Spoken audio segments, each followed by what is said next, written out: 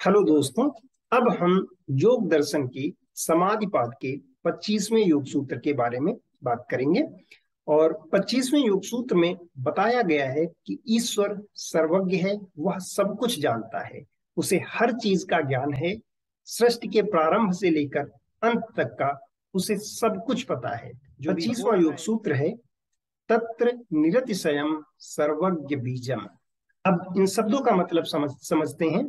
तत्र का मतलब होता है वहां या उस। अब यहाँ पर किसकी बात हो रही है? यहाँ पर ईश्वर की बात हो रही है। जो पिछले सूत्र से अगर हम समझें तो पिछले योग सूत्र में ईश्वर के बारे में बताया गया, उसके स्वरूप के बारे में बताया गया। इस योग सूत्र में उसकी विशेषताओं के बारे में चर्चा हो रही है।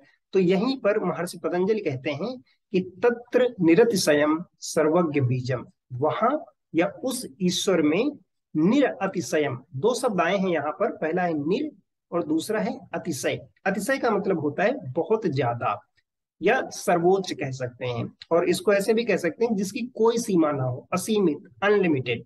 निर अतिशयम का मतलब है कि सबसे भी ज्यादा। जैसे निर किसी शब्द के बारे में कहते हैं तो एक चीज ज्यादा है, निर अतिशय मतलब बहुत ही ज्यादा, असीमित है। जो सर्वज्ञ बीजम, सर्वज्ञ क्या होता है? जो सब कुछ जानता है वह है सर्वज्ञ। बीजम, सर्वज्ञ बीजम सर्वज्ञता का बीज है।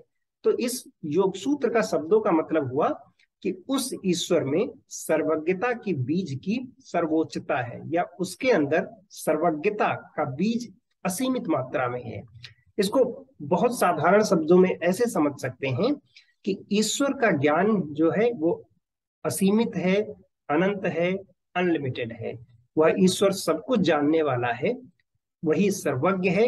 वह जानता है कि क्या हो रहा है, क्या हुआ था, क्या होने वाला है। इसीलिए उसे कहा गया कि सर्वज्ञ बीजम।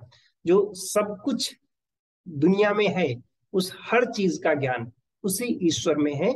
और वह निर अतिशयम, वह सर्वोच्च है, उससे ज्यादा और आगे कुछ रहा ही नहीं है।